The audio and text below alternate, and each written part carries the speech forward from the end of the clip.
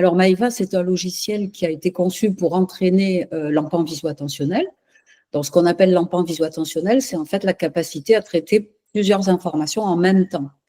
On n'a pas tous les mêmes capacités à traiter plusieurs informations en même temps, et donc Maeva, il a pour but d'augmenter en fait chez un enfant donné cette capacité. Alors ça s'adresse à des enfants qui ont un déficit de l'enfant viso-attentionnel, donc des enfants dyslexiques, chez qui on a diagnostiqué un déficit de l'enfant viso-attentionnel. Donc évidemment, c'est très important de leur proposer le logiciel Evadis avant, donc pour évaluer leur capacité d'enfant viso-attentionnel et vérifier qu'il y a un déficit ou au moins une faiblesse suffisamment importante pour justifier une rééducation spécifique et un entraînement spécifique de cette dimension. Alors Maeva, ça repose sur énormément de recherches scientifiques qui ont été menées au cours des 30, voire 40 dernières années. Alors au début, la notion d'enfant viso-attentionnel et la théorie de l'enfant viso-attentionnel pour expliquer certaines formes de dyslexie, c'est issu de mon équipe en fait et du laboratoire où je travaille. Donc on a très tôt mis en évidence le fait que certains enfants dyslexiques ne parvenaient pas à traiter suffisamment d'informations visuelles en même temps, ce qui les empêchait d'apprendre à lire correctement. Donc on a été donc précurseur et on a mené des études à la fois comportementales mais aussi en neuroimagerie parce que par exemple on a voulu identifier les régions cérébrales qui sont impliquées dans l'enfant viso-attentionnel, notamment pour montrer que ce sont des régions différentes de celles qui sont impliquées dans les traitements phonologiques, puisqu'en général les enfants qui ont un déficit de l'enfant viso-attentionnel n'ont pas de déficit phonologique ou en tout cas de la conscience phonémique associée. Alors depuis, il y a énormément d'équipes dans le monde qui travaillent sur l'enfant viso-attentionnel, heureusement. Donc, ce qui a été montré, c'est que c'est une dimension qui est importante pour l'apprentissage de la lecture alors, je ne peux pas dire dans toutes les langues, parce que ça n'a pas été évalué dans toutes les langues, mais en tout cas dans des langues très différentes. Donc, évidemment, d'autres langues indo-européennes comme l'anglais ou l'espagnol ou le portugais ou le grec, des langues comme ça. Mais aussi, il y a beaucoup d'études qui montrent que c'est une dimension fondamentale dans des langues comme l'arabe ou le chinois. Donc, ça apparaît comme vraiment une dimension un peu universelle qui marche dans des tas de langues différentes, en fait, et qui contribue à l'apprentissage de ces langues. Ce qui est aussi intéressant, c'est que comme on a du recul maintenant, puisque ça fait quand même beaucoup d'années qu'il y a des recherches là-dessus, récemment, il y a des méta-analyses qui sont sorties. Donc, les méta-analyses, ce sont des études où, en fait, on fait la synthèse de toutes les études qui ont été faites sur le sujet internationalement. Et ces études-là, qui sont récentes, donc c'est 2020-2023, donc ces études, elles montrent effectivement que les enfants dyslexiques, même en tant que groupe en général, présentent un déficit de l'enfant viso-attentionnel qui est dissocié des troubles phonologiques. Alors, ça ne veut pas dire que tout enfant dyslexique a un déficit de l'enfant viso-attentionnel, mais ça veut dire que si on prend le groupe globalement, il se distingue par cette dimension-là, donc d'enfant viso-attentionnel qui est beaucoup plus faible que chez les normaux lecteurs. Et ils ont aussi confirmé en fait les données qu'on avait publiées, mais à beaucoup plus petite échelle. Donc, ils ont confirmé que les réseaux cérébraux qui sont impliqués dans l'enfant viso-attentionnel sont différents de ceux qui sont impliqués dans les aspects phonologiques.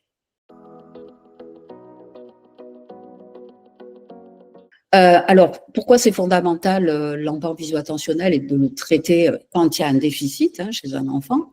Parce qu'en fait, c'est à la base de l'apprentissage de la lecture. J'ai dit que c'était l'enfant viso-attentionnel, c'est la capacité à traiter simultanément plusieurs informations visuelles.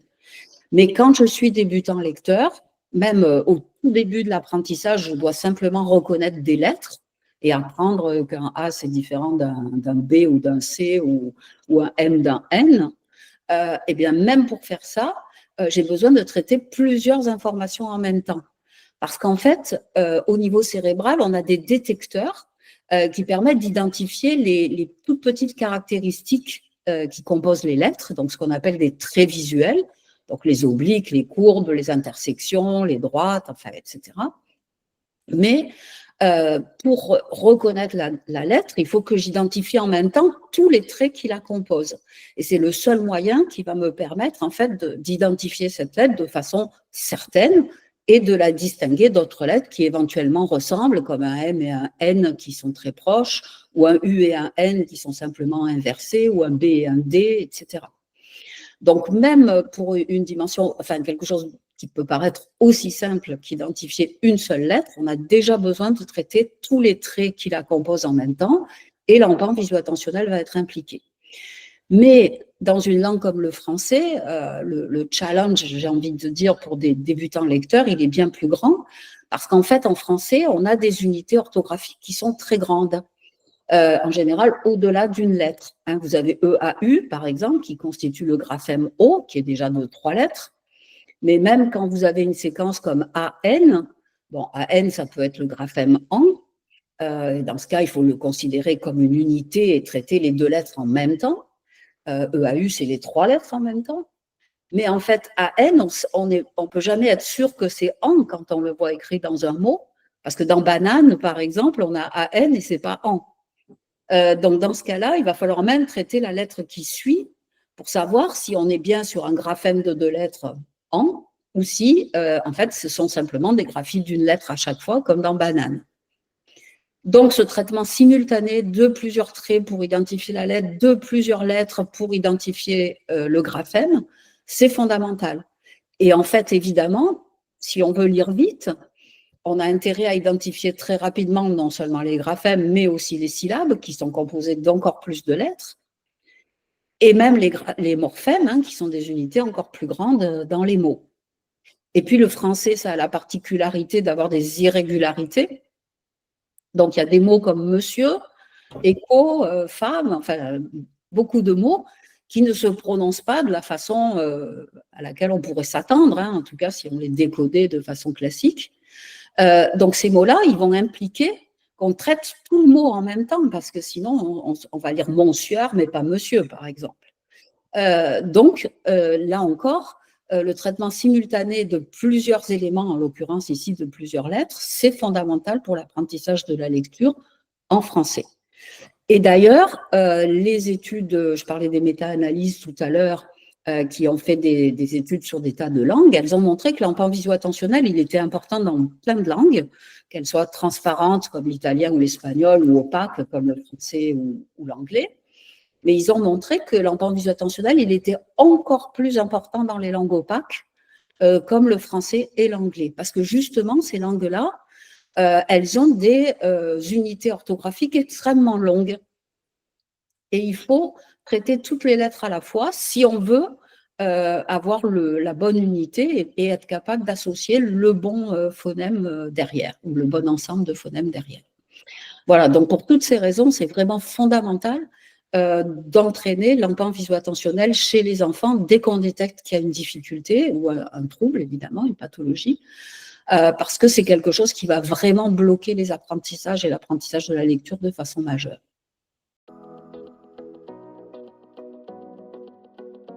Alors, l'approche de Maëva, elle est innovante tout simplement parce qu'il n'y a pas d'outils actuellement pour entraîner l'empan visuo-attentionnel, en fait. En tout cas, il n'y en a pas qui ont été conçus pour ça et pour lesquels on a démontré que ça marchait. Donc, c'est la première fois qu'on le fait. Évidemment, quand on veut entraîner l'attention visuelle, c'est assez compliqué de le faire avec du papier-crayon. On avait proposé Coreva, qui est diffusé par Happy Neuron, hein, d'ailleurs. Mais Coreva, c'était des exercices d'entraînement visuel papier-crayon. Le problème avec ce type d'exercice, c'est qu'on ne contrôle pas précisément le temps de traitement pour l'enfant. Donc, on avait mis des contraintes de prendre le temps pendant qu'il travaille, d'essayer de l'encourager à aller de plus en plus vite, etc. Mais en fait, il n'y a qu'avec un logiciel informatisé qu'on peut mesurer combien de temps la séquence est présentée à l'écran et donc combien de temps l'enfant va avoir pour la traiter. Et ça, c'est extrêmement important si on veut entraîner efficacement l'empan visuo-attentionnel. Donc, c'est pour ça que quand on veut faire ce type d'entraînement, on est obligé, enfin obligé, il est largement conseillé de passer par du numérique. Et Maeva, c'est le premier logiciel en fait qui a été créé dans ce but. Est-ce qu'il faut dire quelque chose sur l'algorithme en plus qui est dans l'outil? Ah oui, c'est pas idiot. Ouais. Oui, bien sûr. Donc, Maeva, c'est un outil d'entraînement où on va présenter des séquences qui sont de plus en plus longues, qui restent de moins en moins longtemps à l'écran, etc., pour entraîner l'enfant à les traiter de plus en plus vite. Mais l'autre caractéristique importante, c'est qu'il y a un algorithme adaptatif qui va permettre d'adapter les exercices et leur progression aux besoins de chacun des enfants. C'est-à-dire, si vous avez un enfant qui est vraiment en très, très grande difficulté, eh bien, au cours du jeu, l'algorithme va se rendre compte, à partir des résultats qu'il a eus sur les essais antérieurs, que cet enfant-là est en difficulté, qu'il faut lui proposer en fait des exercices plus faciles pour arriver à le faire progresser, sinon on le met trop en difficulté, puis on va le décourager, mais il ne va pas avoir envie de continuer.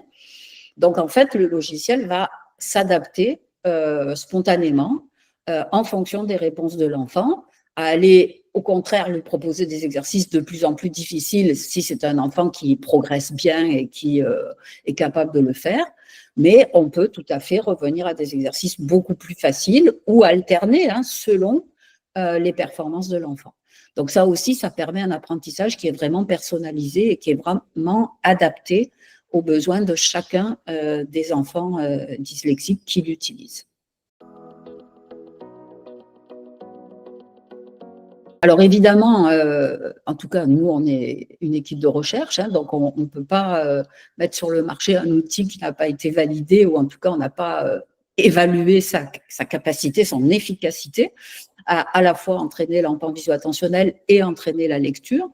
Donc Maeva a fait partie évidemment d'études expérimentales où on a voulu évaluer ce qui se passe quand des enfants dyslexiques utilisent ce logiciel.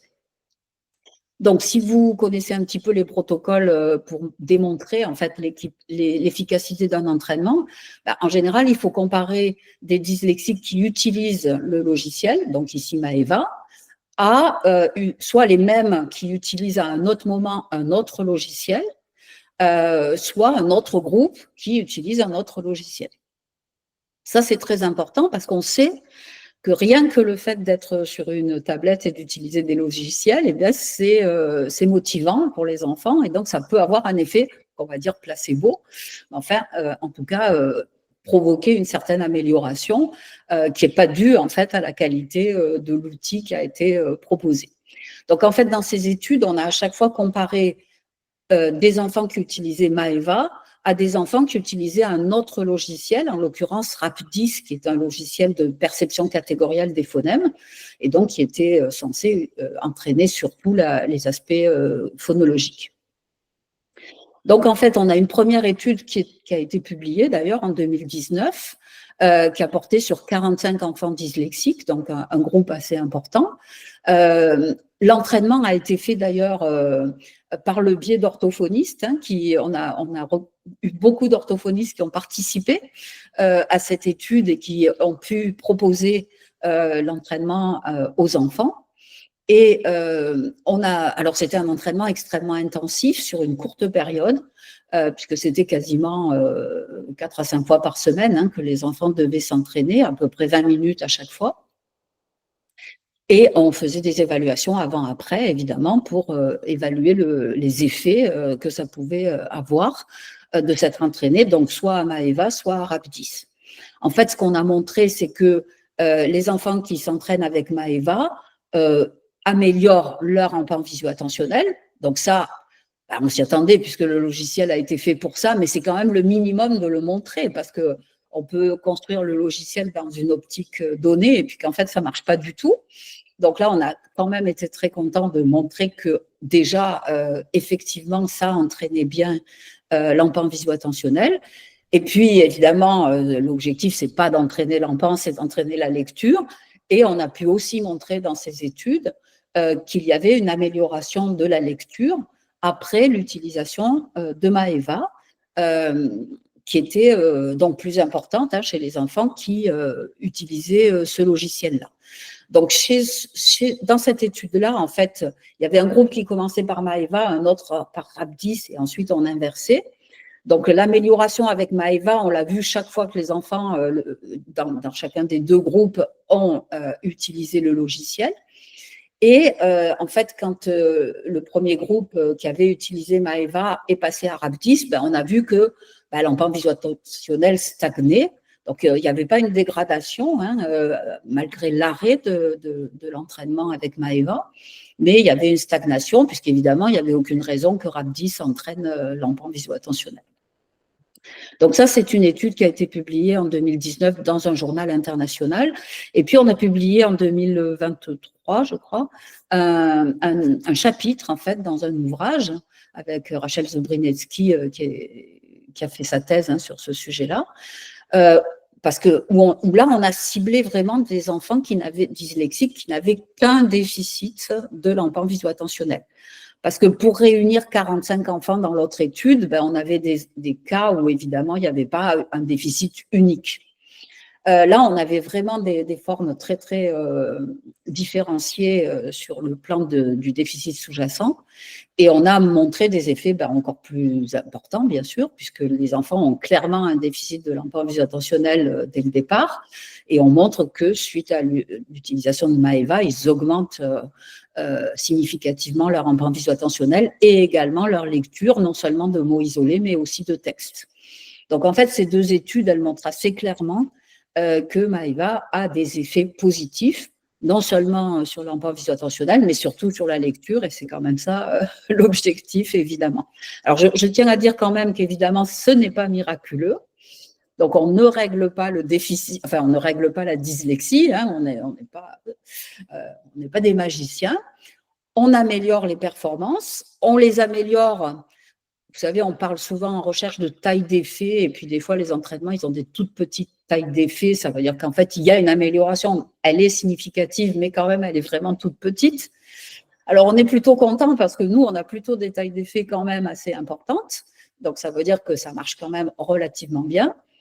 Mais quand on fait une étude comme ça expérimentale pour montrer l'efficacité d'un entraînement, on est très contraint, c'est-à-dire on va dire, on fait un entraînement par exemple de 7 heures, je crois que c'était 7 heures et demie en fait dans ces études-là, intensif, mais après on s'arrête et on regarde ce qui se passe.